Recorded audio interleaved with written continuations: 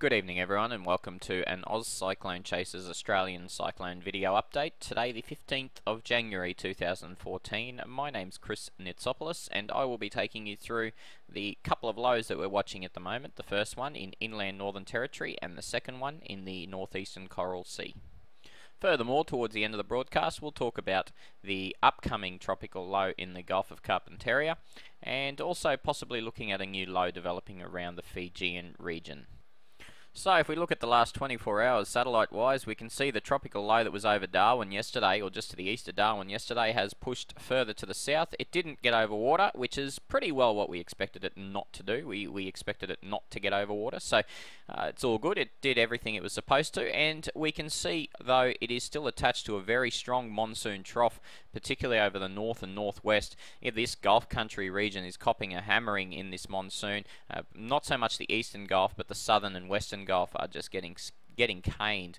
As well as this, the western top end coast copped a lot of rainfall from the tropical low. Now the tropical low is expected to head in a south to southwest direction over the next couple of days before adopting a westerly direction towards the Pilbara coastline. Now at this stage, models are divided on whether it makes it to the coast or whether it remains inland. The most favoured scenario is that it will remain inland, but things can change, and we'll need to monitor that, because if it can just dip its feet out into the ocean here, it will develop into a TC.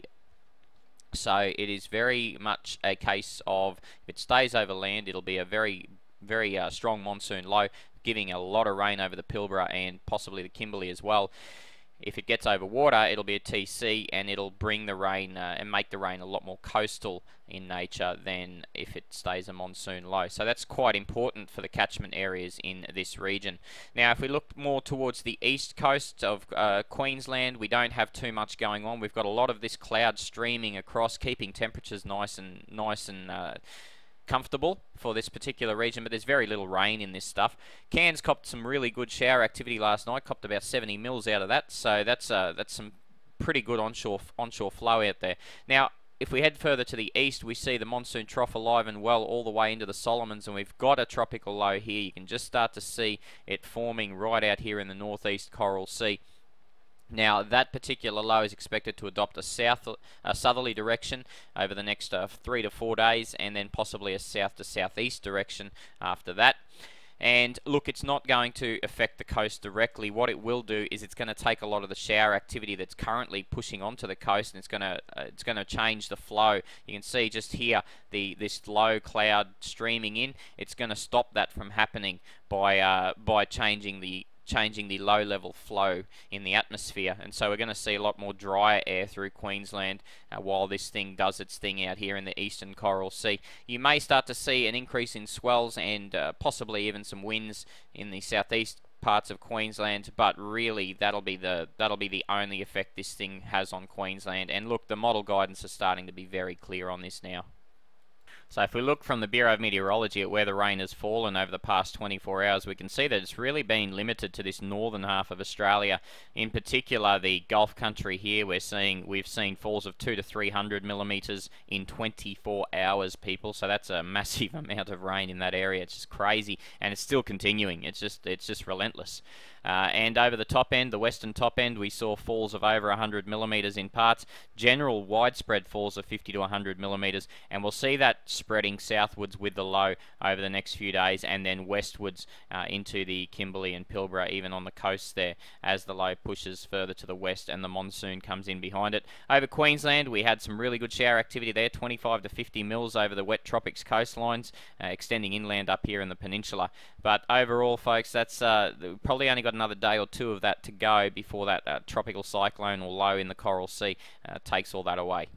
Looking at the latest GFS data here for the next 5 days, we have this tropical low pushing in a southerly direction for the next couple of days and then almost due west. What's going to happen is we're going to have a nice big high pushing in underneath or to the south of that system, and that high is going to create a situation where the flow in the mid-level of the atmosphere is going to push everything, and the low levels of the atmosphere, sorry, is going to push everything to the west, almost directly due west. That high will be quite strong in nature, and it'll be it'll be extending a fair way up into the atmosphere, as in a fair way vertically into the atmosphere, and so there's going to be very little doubt in the movement of this particular system. It's just a matter of how far west it'll go before the high starts to weaken and push a little bit further to the east.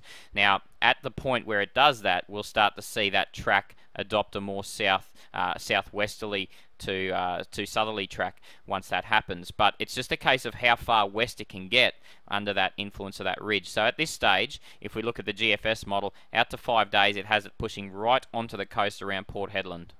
Now, the UK model is one of our favourites at the moment because it's modelled this particular low very, very well over the past few days. And we can see that the UK Met model has exactly the same type of thing, although the difference in the UK model is that the high pressure ridge isn't as strong and develops a little bit further to the east. And so what we have is the high pressure ridge in here. Now, the steering flow being just on the northwestern periphery, what we call the northwestern edge of that ridge, is going to be more west-southwesterly. Now that will make all the difference in the fact that this system cannot get back over water if it adopts a west-southwesterly pattern, because it's basically going to be running parallel to the coast, which is also running west-southwesterly. So there's a big shift in the guidance there. So while we know it's going to push south and then west, it's just a matter of exactly how far west it's going to push. And so the UK Met model suggests that this high is a little bit further to the east, and the flow here is a little bit more to the west-southwest instead of directly due west. So regardless though, that's going to bring in a lot of rain on the monsoon trough. So you're going to have a monsoon trough bringing in rain all across the Kimberley coastline, even getting into the Pilbara coastline as well. So the big issue with this one, I guess, is the inland flooding that it may cause, especially being this far inland. We're going to see those northwesterlies push straight in through into the inland areas, so they're not just going to stop on the coast, they're going to push right inland, and the convergence associated with it, so I guess the spin of the atmosphere, you've got southeasterly winds coming through, northwesterly winds coming through, northeasterly winds coming through, and they're all converging, and they're going to be converging inland, and so that's going to create a lot of rain for the catchment areas. So flooding may be a real big issue with this particular system, especially if it adopts this particular track here and it remains inland of the coast. The experimental FIM8 model also shows a very similar scenario to the UK, probably sort of splits actually a little bit between the UK and the GFS. Doesn't have it quite pushing onto the coast, keeps it inland, and then weakens the ridge out over the 5-day period and pushes it in a southerly direction inland of the coast, so not forming into a TC. Remember, the only thing stopping this from forming into a TC is the fact that it's inland. If it gets on the coast, the conditions out here off the Pilbara coastline in 3 to 4 days' time are sensational for cyclones. So it will only take 12 hours to get itself together to form into a TC. So it won't take very long at all if it can make it over the water. At this stage, models say no. There are exceptions to the rule. The NavGem model pushes the system right along the coast, basically hits Port Hedland, or just to the east of Port Hedland around Pardue, and then just continues the system tracking right along the coastline all the way there. Now, the NavGem model isn't very accurate, so we don't place too much emphasis on it, but it just shows you that a similar scenario, I guess, to the GFS. And finally, the most accurate model in the world is the Euro, and the Euro shows a very similar scenario to the UK Met model, where the ridge develops just to the southeast of the system, and what we have is the system tracks in a west-southwesterly direction on the northwestern periphery of that ridge, and so that's why it doesn't move due west on the Euro, it moves west-southwest, and once again, if it does that, it's going to remain over land. Now, once again, remember the flood threat. We've already talked about that. We've already talked about the rain. So exactly the same with the UK Met is what the Euro is predicting as well. So there's your number 1 model, and your number 2 model are suggesting almost identical tracks. So if we look at what that looks like rainfall-wise for Thursday, we start to see that rain seeping into the northeast Kimberley region as the low tracks to the south. We still see some very heavy falls here on the southwestern top end, and also the inland western parts of the territory, possibly falls of over 200 millimeters. Some of the models suggesting still massive falls here over the southern Gulf. Look at this, 50 to 100 mils to go with it, 2 to 300 yesterday. So amazing amounts of rainfall in that area. As we head into Friday, we can see that that area of rain, the heavier rain, pushes further to the south, right along the border of the NTWA region. But we also get even Alice Springs starting to get under the influence of this thing, which is pretty awesome. Over the western top end and the northern top end, we still see the monsoon. So over the coastal regions of that, you're still going to see some fairly heavy rain coming in on those monsoonal squalls. This area, relentless, continues to just fire. The Queensland area starts to lose a lot of moisture to the tropical low developing out here in the far eastern Coral Sea. As we head towards Saturday, that tropical low continues to push south and starts to push west. So we're starting to see more and more rain on the Kimberley coastline, possibly as far south as Broome on the Saturday, and we're starting to see that rain also starting to push west into Western Australia. We're still seeing some heavy rain over the western top end here with monsoonal squalls, and the southern Gulf, most of that rain now is starting to centralise in the Gulf area because we're starting to see the potential for a new tropical low to form in that area late on the weekend or early next week. On Sunday, that rain continues to push south and west over WA as the low continues to do the same. We still have some heavy monsoonal rain over the top end coastline, and we start to see some really big increases in Queensland on the western Queensland coast, so the peninsula coastline here, West Peninsula coast, and we start to see even falls possibly of 200 millimetres on the monsoon surge here as that low starts to look like trying to spin up in this particular region somewhere in the Gulf. Later in the week, so once we head past Sunday, we're starting to see that rain really pushing into the Pilbara as that low pushes to the west and then the southwest. And so we're going to see rainfall possibly as far west as Exmouth from this particular thing and all the way inland through WA. So great news for WA people, particularly in the Pilbara, who have been waiting for a bit of rain. This is all going to go into the catchment areas too, though, so just be aware of the flood threat. Western top end continues to fire. The Gulf of Carpentaria, the southern Gulf, starts to ease off as drier air pushes into this region, but the northern Gulf and the West Peninsula coastline is going to go off in the next in the 4 to 8 day period. So that's Sunday through to Wednesday, or Monday through to Wednesday. And then as we head further to the east, that Coral Sea region will continue to fire. The monsoon trough, just because that low forms and pushes south, doesn't mean the monsoon trough weakens. The monsoon trough continues, and we actually see the potential for new tropical lows to form, one in the Gulf or one around the Solomons again. Just to the east of the Solomons again. So with the Queensland one, folks, we won't spend too much time on it. Look, it's not going to hit the coast. It's not going to get close to the coast at this point in time. Everything is pointing to the system remaining harmlessly out here. May get close to New Caledonia region though. But look, overall, folks, it's just going to keep pushing out to the south, a long way from Queensland. This is a GFS 5-day forecast. The UK Met 5-day forecast, very similar tracks. You can see very little model disagreement here. The experimental FIM8 model track, you can see very similar track again. Once again, getting very close to this region here, being New Caledonia, of course, and it just continues to push in a south to southeast direction. Look, if it's that far out, it may not even affect swells too much, so we're hoping, at least for southeast Queensland's sake, I know the surfers will be hoping, it sort of sticks around that 160 mark, just to make sure it does provide some swells. This is more like what the surfers would want. The Euro model has it just a little bit further to the west than the other model guidance, so it forms it in our area of responsibility, pushes it in a south to southeast direction, but close enough to affect swells over southeast Queensland and create some decent waves for those people. So I'm sure the surfers would probably like the Euro to be right on this one and at least get a little bit out of it in terms of some swells. We're not going to see rain out of it on the coast at this stage unless something dramatic changes in the Coral Sea, and we just can't see it happening. There's not going to be any sort of sudden shift to the west at this point in time.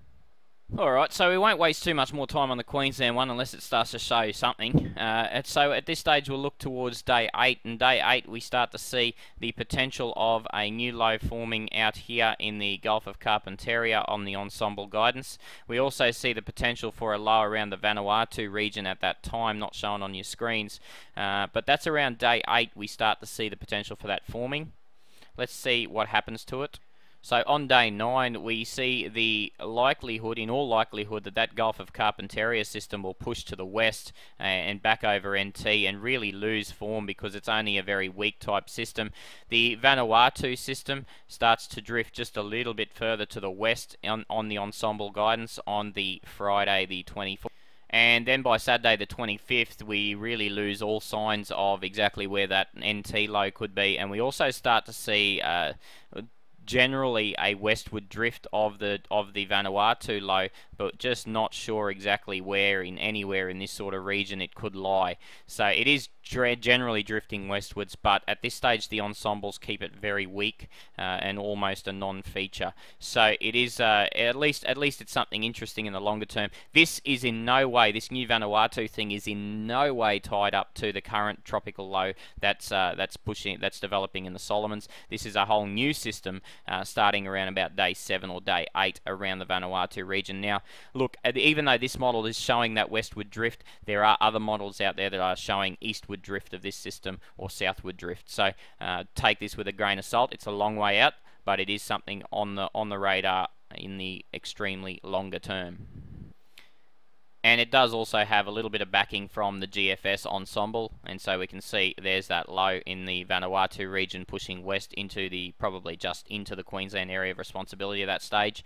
So that's on the 25th of January. Now the GFS is also caught up between having a low here and a low here, so it doesn't really know what to do with that Gulf of Carpentaria system. It doesn't really know whether it's going to push it westwards and form it in the North Kimberley or keep it in the Gulf. So there's a lot of model disagreement there in the GFS at that same time period. So just be aware that the Vanuatu low is starting to appear on a number of different model guidances that go out this far, but the Gulf of Carpentaria low, just not sure how to deal with it at the moment. It just seems like there's a lot of northwest-southeast convergence in that region, and the models are just struggling to initialize something there. They believe, by the looks of it, they feel that something's going to form there. It's just a matter of what form it takes. Does it take a really, really strong convergence line with really heavy thunderstorms and rain in this region, or does it actually spin into something like a low? So that's what they're struggling with at the moment. And until they can get a better grasp of that, we're not going to know what's going to happen with that next Gulf low. And just for the hell of it, because we are cyclone chasers and we love a bit of a thrill, we take a look out into the extremely long term, and you just don't pay too much attention to this one. But by that Tuesday the 28th, the GFS ensemble does form a tropical cyclone out here off the Pilbara coast, and also forms a number of different potential cyclones. Obviously, only one of these will actually form, but does form one here. Way out here in the South Pacific, way down here in the Southern Coral Sea. So it's got no idea once it gets out there. The good thing about it, from a cyclone enthusiast perspective, is at least it's got something out there. So at least there's some sort of signal out there for Queenslanders to at least watch in the long term. And whatever signal it takes, it is at least showing signs of wanting to push westwards in that time period. But time will tell. And initially, I mean, this particular tropical cyclone developing now, or tropical low developing now, was initially expected to push west, and it didn't do so. It's now pushing south and then southeast. So time will tell, but at least it's something on the radar for us to look at towards the end of January, and something for us to at least be enthusiastic about on the east coast, because I know so far the north and west coasts have been hogging all the action. Alright folks, thanks for watching tonight. We'll talk to you again tomorrow night, and then after that we might go back to twice weeklies if nothing looks cyclonic for a while. Thanks, talk to you tomorrow night. Good night.